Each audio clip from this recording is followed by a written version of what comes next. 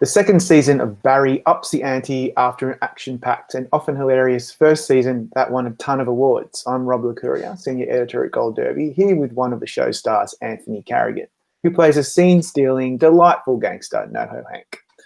Anthony, What's up? do you like being called a scene stealer, or do you not like it?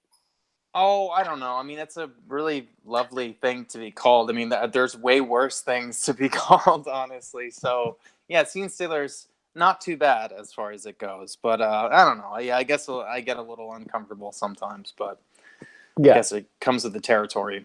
because it kind of infers that you are literally stealing scenes from other people, but you are one of the big stars of the show now. So I don't know if you're a scene stealer. You're just in the scenes, and you are a feature of the scenes. Let's go with that. I like to think a scene contributor, I like that. because yeah, That's better. everyone's so wonderful at what they do on the show. I mean, every single character just brings such life and such a wonderful performance to it. So it's I'm in great company, that's for sure. Yeah. Now, this wasn't obviously your first project, but it's a big one. How has Barry changed your life to date? Yeah, I mean, it's been kind of the coolest job I've ever been on. Every job has kind of been special in its own right, and I've been very fortunate to be a part of all of them. But Barry's very special. I mean, it doesn't come along often where you have such wonderful creators with such a clear vision about something and a cast that just is so talented, and the crew and everyone just brings their A game to it. So it's one of those unicorn jobs that never really shows up, but when it does, you just know that it's incredibly special. Yeah. This season, Hank he's up against a bunch of killer Burmese gangsters who see through his polite, polished exterior and want nothing Yes. more than to kill him and get rid of him permanently. Has it been fun to see Hank on the back foot a bit this season? Yeah, it has been. And that's what's really fun about the show is they take these characters and put them in situations in which it's just really tests who they are. And yeah, with this whole kind of alliance with Cristobal and then it being threatened by Esther, it just I don't know. I think it gives Barry like a really kind of hilarious and I don't know, really interesting kind of arc for Hank. Yeah. He's a mix of opposites, isn't he? We talked about this last time, but he should be this big, scary Chechen thug of a guy. And instead, Right. you obviously play him as really gentle, emotional. He's often very flamboyant. Yes. He's he's just so complete opposites of what you would expect. And I'm wondering whether you've dialed up that aspect of his character this season, because I feel like you have a little. Yeah, I mean, I think anytime you go into a second season of something, you obviously feel more comfortable in the character's skin, and I think yeah, so I certainly felt like I could kind of take some liberties, and I feel like Hank is kind of really envisioning the role of the leader as exactly as Hank could, which is exactly that kind of flamboyant, over the top, with a very kind of stylized idea of what it means to be to be a crime boss. And in between some of the very violent and shocking scenes that we've seen so far, I've found that your role has been a bit more prominent. And no disrespect to anyone else in the cast, but I think you're doing some of the heavy lifting on the comedy side. Do you agree that Hank's a bit more front and center this season? Yeah, well, they certainly have given me some wonderful stuff to play with. I mean, Bill Hader and Alec Berg, the creators, they've created such a rich world in the first season, and now this season they're kind of really letting it, I don't know, letting it flourish. But yeah, who would have thought that you leave like a lot of the comedy stuff to the Chechen mobster, but it's certainly welcome, and I certainly do have quite a good time with all the comedy stuff that that they throw my way. So yeah, I mean there is a ton of comedy in the performance of Henry Winkler and the whole acting class and Stephen Root. I mean, all of these guys are just absolute stars in their own right, and so yeah, there's comedy peppered in, but it's nice to know that that the Chechen side of things is bringing some laughs. Absolutely is. So what I was thinking this through actually, because what makes Hank so likable? In other words, what do you have to do to get the audience to empathize with a mobster that is essentially not supposed to be a good guy, but is so well spoken and upbeat and so ultimately likable?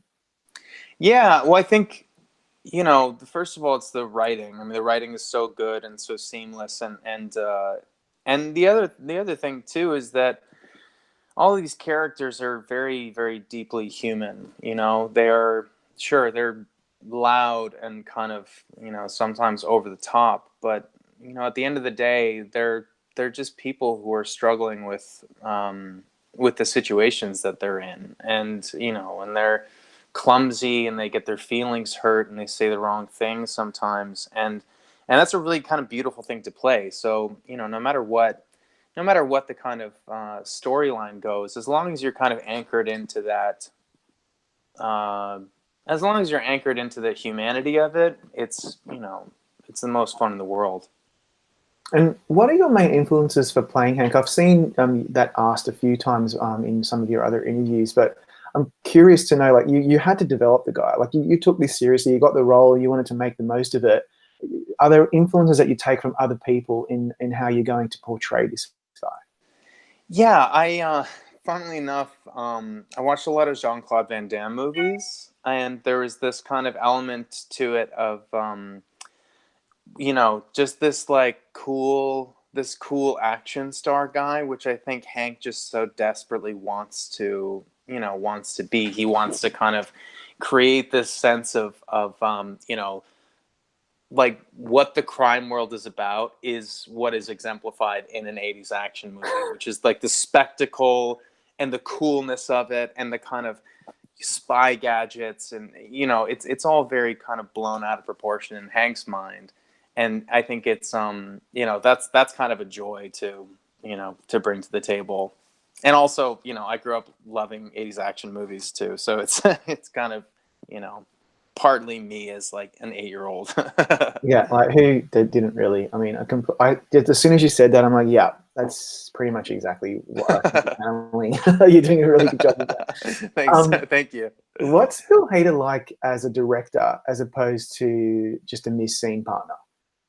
Well, it's funny because, and I'm gonna try not to mean this as an insult, but it's like you can almost barely tell that like he's wearing all of these hats, and I think it's because he wears them so well. He kind of shifts pretty effortlessly and fluidly between being an actor and a scene partner and into kind of behind the camera, knowing exactly what he wants and exactly what he's looking for. And then also when he speaks to you as an actor in terms of a note or a different direction to go in, he really is an actor's director. He knows how to kind of speak to actors and he knows how to kind of get what he wants. So that's very refreshing. And how do you shoot the series? Do you get the scripts week to week without knowing what's going to happen to Hank at the end, or do you pretty much know what his season-long arc is going to look like? A lot of the time you don't know. You don't know. So it's kind of a surprise when you read. I mean, yeah, it's always cool. Like it's like unwrapping a Christmas present whenever you get the script. You can't wait to kind of see what's going to happen, and you're really excited just about where each of these characters are going to land. And so then, if you had a choice to kind of say what you wanted Hank to do next season, what would you suggest to the writers? Like, has it ever occurred to you, I would love to see Hank do this? Well, I think I love the idea of just kind of stretching Hank in different directions and kind of, obviously in this new role as a leader, he's certainly having some trouble with it. And so to push the envelope even further, in the next season would be pretty cool. And I also find it really interesting, just, you know, what makes Hank tick. Like, where is he from? I mean, obviously Chechnya, but like, what is I don't know. Yeah, I guess like what's his backstory and whatnot. But we'll see. I really do have absolute trust in Bill and Alec to kind of create something just really, really fantastic for the third season, as they did with the second and first. Yeah, I mean, I would love to see why Hank is the way he is. Like, he's Sure. obviously a very unusual character. Like, and I'd also like, for example, it'd be really cool to see Hank in a serious romantic relationship. Do you ever envisage that happening? I think about that happening sometimes, yeah, and it's it's a trip, you know. I'm very curious to see like what you know, like who who that is, but Yeah, yeah. you know, that remains to be seen. Who on the show have you not had much to do with that you would like to do some scenes with eventually? Um, oh, that's a good question. Let's see. I mean, obviously Henry is just so incredible on the show. He just is. I love watching his stuff, and it's just absolutely fantastic. But really, anyone from the acting class. I mean, you know, uh, Sally would be really fun. It's an interesting kind of thing, and I think, you know, something that you really do have to tread lightly, because those worlds are separate for a reason, and when those worlds become, you know, a bit too close, everything becomes very volatile. So yeah, I would just relish any opportunity to work with Henry or to work with Sarah. Yeah, that would be fun, but I can't ever imagine it happening. You never know. Hank might want to take an acting class, so we just have to wait and see. Trust me, that thought's crossed my mind. It has crossed my mind. It's actually I'm possible. like, what monologue is Hank gonna come in? Interesting. It's good that you've thought that through. Or what song, what show tune? You know. Yes, I think that's probably more appropriate. Yeah. Right. Yeah, What dance number? What dance you know? routine from So You Think You Can Dance season 3 would he do? Exactly. Yeah, for sure. Oh, Yeah. totally. I'm really into that now. I might pull that exactly from this interview. Could we do that? Yeah. Could we just get Bill onto that? That'd be really good. I Yeah, would let's pay dial to, I Bill would pay to in. watch Yeah. that if we could. Excellent. The show's won a ton of awards to date, including at last year's Emmys, where both Bill and Henry won. It was such a highlight for so many of us fans of Henry's and Bill's and of the show. And then it was nominated as an ensemble at the SAG Awards. So how much fun was it to be at the Emmys or around the time of the Emmys when it won, and also to celebrate with your castmates when you were nominated as an ensemble? I mean, it was a total dream.